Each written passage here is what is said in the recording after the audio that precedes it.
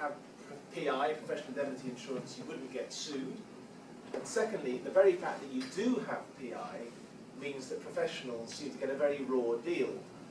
Whilst in theory the standard or pass mark for a professional is reasonable skill and care, the reality is that nothing less than 100% will get you off the hook. And I want to illustrate that today with more than a passing nod to today's venue by a study of the perils inherent in making visits to site, and specifically the duty to warn. Now, I understand that there are some poachers amongst the gamekeepers. Normally at G&A, when we speak at seminars, it tends to be to one particular block of professionals, an architects, surveyors, or engineers. It's very rare for us to speak to an eclectic group such as this. And so with that in mind, I've tailored my talk so that hopefully all of you, professionals, contractors, developers alike, are all equally discomforted and unnerved.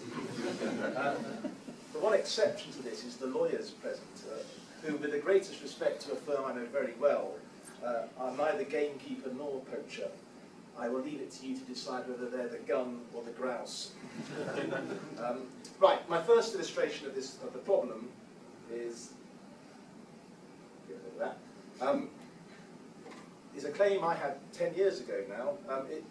It relates to a survey. Following a home buyer's survey, the prospective purchaser commissioned a specialist structural survey from an engineer, and his instructions to the engineer were, please could you advise on the first floor joist supports. Our engineer's report included the phrase, our report is limited to the first floor joists, which is what he did. He analysed the joists. He also went on to mention a problem with the cracks in the brickwork. Very good, very observant. It was an old timber-framed house. Unbeknown both to the original surveyor and to our structural engineer, there was also a problem with a sole plate at ground floor level. I don't know what a sole plate is. David will undoubtedly tell me what a sole plate is. I certainly didn't know at the time anyway. Anyway, that had deteriorated. The problem did come to light eventually after the purchaser had bought the house, and so he was by now the house owner, and he sued the engineer, arguing that this problem fell within the scope of his brief, and it should have been spotted by him. And he was held liable. Why was that?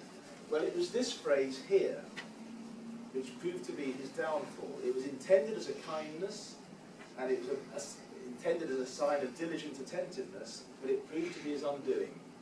It was held that the engineer did not sufficiently clarify the brief, because although they stated the limits of their report, they then went on to give advice beyond those limits.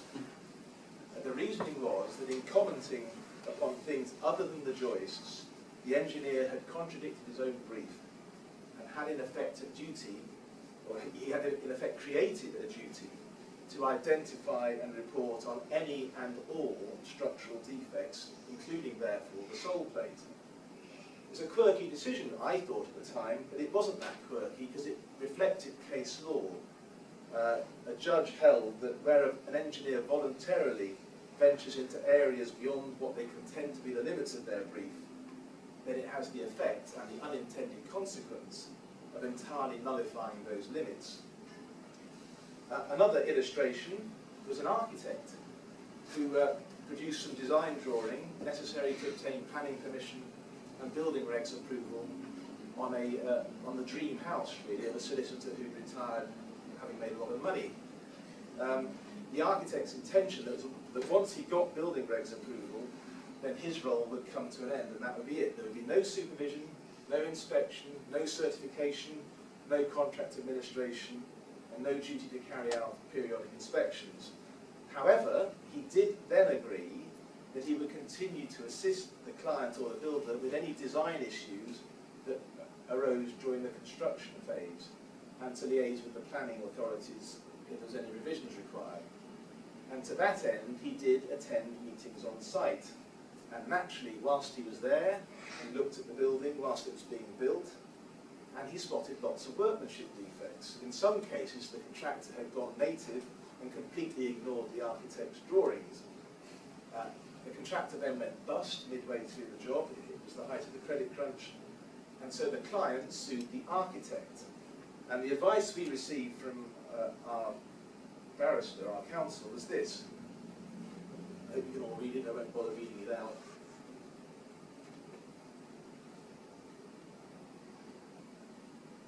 Yeah. So the architect had done little, if he'd done nothing wrong in his design, he had a very limited scope of duties. However, he ended up being 100% liable. Are you all getting nervous now? So these two tales illustrate two very simple and fundamental truths. Firstly, agree in writing what it is that you're going to do, and secondly, and just as importantly, stick to it. As soon as you step outside those boundaries, you have set the boundaries that you set yourself, then you have in effect removed all the walls entirely. The starting point for a court is always, what did your contract say? And hopefully it is your contract with lots of good terms and conditions in which protect your position. However, if you go beyond your contract by providing additional advice, you take responsibility for what you have said, whether you intended to or not. And furthermore, the fact that there was no additional fee for this additional duty, or that it was free or casual advice, offers you no protection at all. It doesn't provide you with any defence. But then, all this gives rise to another issue, and it set a hair running with me. If you accept a limited appointment to carry out a limited survey on a part of a property, and if in the course of that survey you discover an issue which, though beyond the scope of your appointment, is obviously relevant to your client, what then should you do? Should you say something? Can you say nothing? Do you have a duty to report the matter to your client? And are you under an obligation to investigate the issue further? And I want to spend a little bit of time just looking at three cases, reported cases, on this topic.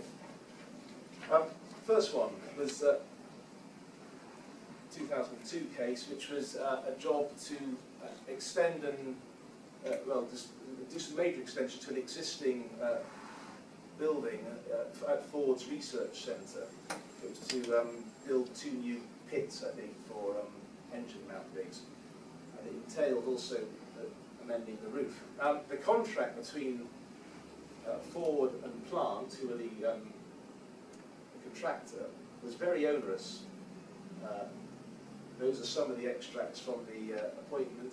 In particular, note that Plant was responsible for damage caused even by Ford's negligence.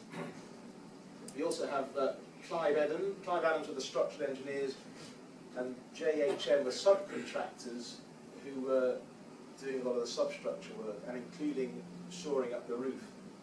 Anyway, during the course of the construction, the roof collapsed. Ford sued Plant, who settled their claim. They had no choice. Plant then brought claims for breach of contract against both Adams and JHM. Adams settled without defending it. JHM fought the case. They defended it. Their defence was that they had been following the instructions given to them by Ford. Court of Appeal held that, firstly, JMH was contractually obliged to do what Ford told it to do, including the temporary works design. Secondly, that it was implied within their contract that they had to exercise reasonable skill and care. No surprises there.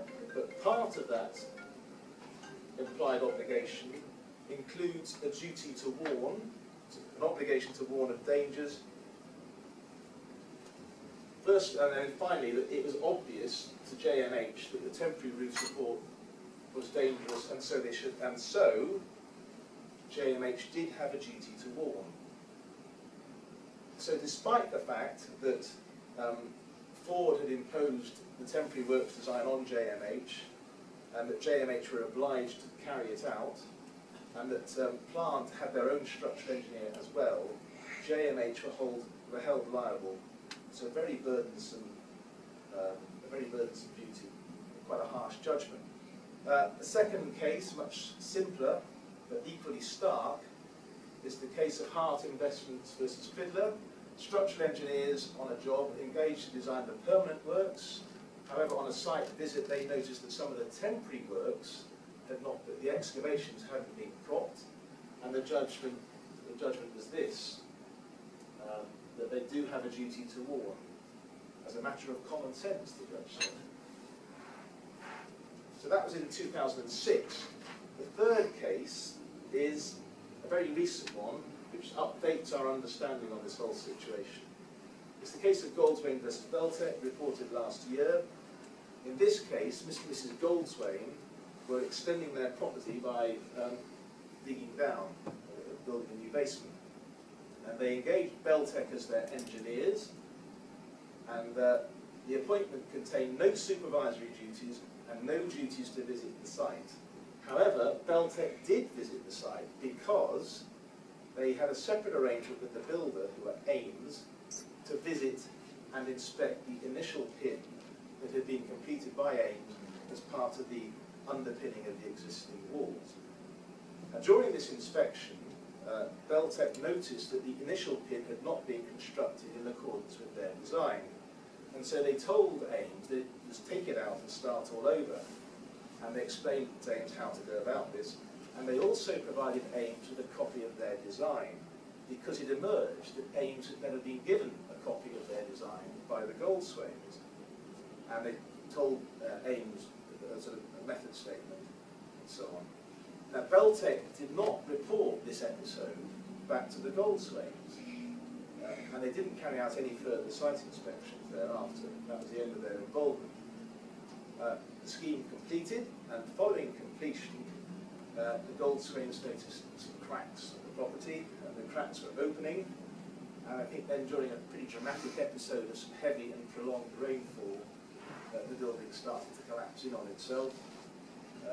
All the occupants raced out of it, and nobody was injured, but the building was written off. It was condemned and demolished. Ames went bust, and so the Goldswains sued Beltec. In the court case, it was established that the collapse had been caused by a lack of propping by Ames, and also by their carrying out the underpinning in the wrong sequence. In other words, it was entirely due to Ames's incompetence. Now, the Goldswains sought to blame Beltec by arguing that they should have brought the failings in Ames's work to their attention, and that they should have warned them about what they had witnessed when Beltec made that one visit to site. And the court gave a very considered judgment, which is quite important, really. Firstly, where professionals are contractually retained, then the court will look at the contract and what the appointment said. In this particular case, that was important because Beltec's appointment did not have any express duty to warn.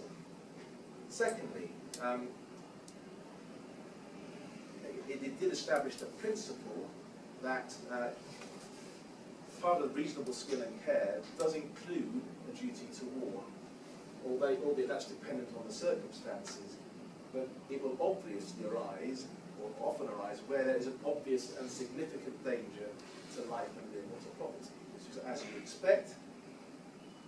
That duty can also arise where a professional ought to have anticipated a risk. However, and significantly, this is where it's key, the mere possibility of some future danger, or the possibility that the contractor might not do his job properly, is not something that needs to be warned about. So that's quite a helpful judgment for professionals. The key fact in this case is that Ames had never previously seen Beltec's design, and the court concluded that in those circumstances it was reasonable for Beltec to assume that that was the reason why Ames had not done the first pin correctly. They thought because Ames just hadn't seen the design. It's not because Ames were incompetent, as it turned out to be. So, in doing what they did do, i.e. by providing Beltec with a copy of the design and explaining to them what they should do, then the judge held that Beltec had acted reasonably. And Beltec had no reason to think that once Ames had been properly built, they would not then continue to build in a competent manner. And that's how Beltec managed to avoid liability. So that's a little bit of reassurance for the professional. So, to sum up, if you are asked to do a limited scope inspection then my advice is either decide that there is no such thing and insist on doing a comprehensive and full inspection and charge an appropriate fee, or do restrict the survey, but then expressly state that you're only going to comment on matters within the scope of that survey, and make sure that you stick precisely to the terms of your brief. I think structural engineers and other specialist engineers can get away with that. I think building surveyors and architects probably can't, and will always have to go on the full survey, full service. And then, if you're doing that, if you're doing that, the limited survey, and you do spot something outside your brief, which isn't right, what then should you do? Well, we came up, this is a wording that we came up with, if, say, you spotted some dry rot. Again, I'm not going to read it out, but that's a sort of standard phrase you might want to put in. It contains some key ingredients. Firstly, it identifies that there may be an issue. It doesn't provide any professional opinion or comment on it, but just says there may be an issue. And secondly, it specifically and very clearly recommends that the client takes further action and takes further advice on this issue. So it puts the onus back on the client to take action, which then gives you a causation defence, because if the client fails to act on your recommendation, then he immediately has additional hurdles to overcome to prove that your negligence caused him loss. And finally, it just reinforces the point that yours is a limited brief. Finally, just a little case study really, just to horrify you all again.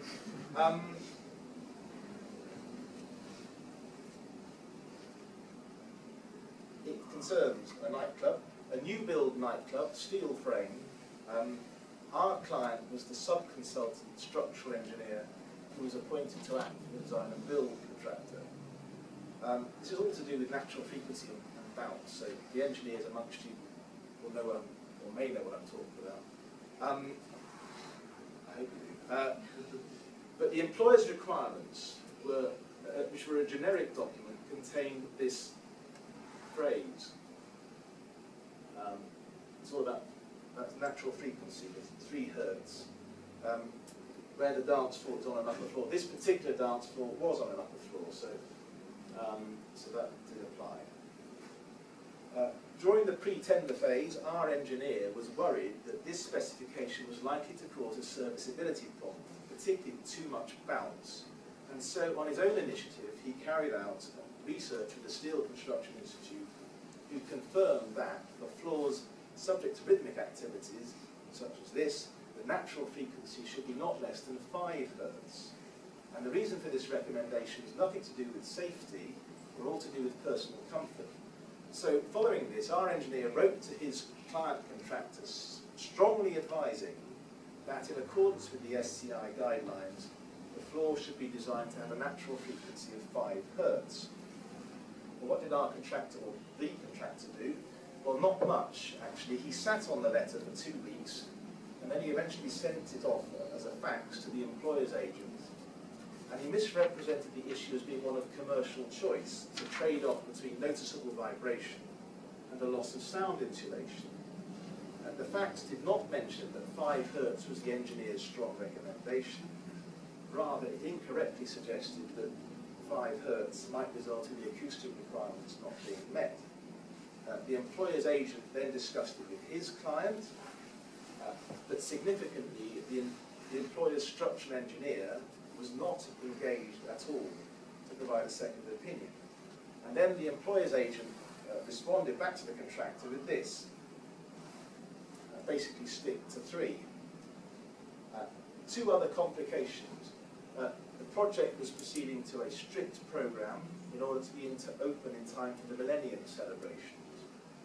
And secondly, the contractor made it very, very clear that he would not countenance anything which increased his costs, and so he insisted that our engineer design the floor to 3 hertz, no more. So our engineer was by now in an impossible situation. Broadly speaking, he had 3 options. He could either refuse to proceed with the design and face a claim for delay, he'd lose the Millennium opening, and be exposed to a claim for substantial liquidated damages. Or he could redesign the floor with a natural frequency of 5 Hertz, but he'd then be faced with a claim from the contractor for the additional costs. Or finally, he could just go on, carry on as instructed and build to the 3 Hertz, knowing that to be wrong. I could ask any of you what you'd have done? Resign. In other words, that would be denied. Okay. In fact, what he did do, he did a 4th option. He went back to the Steel Construction Institute at his own cost, and he made some minor alterations to the steelwork, which had the effect of raising the natural frequency to 3.7 Hertz. Fast forward to 2007. The owner of the building finds evidence that the excessive vibrations have affected some of the bolts and the steelwork, and that they've caused fatigue cracks in some of the steel beams. The nightclub gets closed down on safety grounds, and it has never reopened. The owner sues the contract team for a very substantial sum of money, because it's not just repairs but the loss of use. Is our man liable? The case never went to court, it settled at a mediation. Most disputes do, they never get to court. And he did contribute quite a substantial sum of money. Why? Well, because he had weaknesses. Firstly,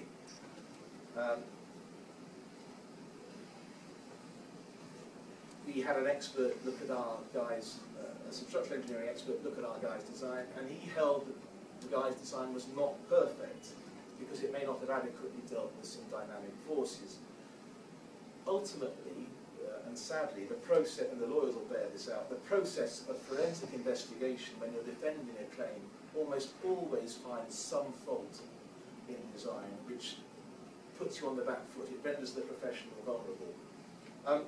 Secondly, in 2000, soon after the nightclub opened, and the bounce was first noticed, the engineer recommended some stiffening, which was ignored. However, at that time, he also sent in a letter to say that even if these remedial works were not done, the floor, and I quote, the floor was safe to use. It was a statement that was intended to be helpful, but it turned out to be a millstone for our guy, because it was feared that any judge, if he saw that letter, would say that it amounted to a guarantee. And it's a case of an engineer or a professional trying to be helpful, but actually creating a rod for his own back. Third aspect was that the engineer's appointment was a little bit woolly. He had sent in his ACE terms, which are a reasonable skill and care, and would have been perfectly good. However, the contractor, when placing the order with our engineer, he confirmed it by sending in a purchase order on the back of which contained a warranty that the design would, and I quote, in all respects meet the requirements of the contractor, the employer, and the employer's agent. And arguably, there was a risk that those terms would have held sway over our engineer's terms, and that the engineer would have been held to be liable for something akin to a much more strict obligation.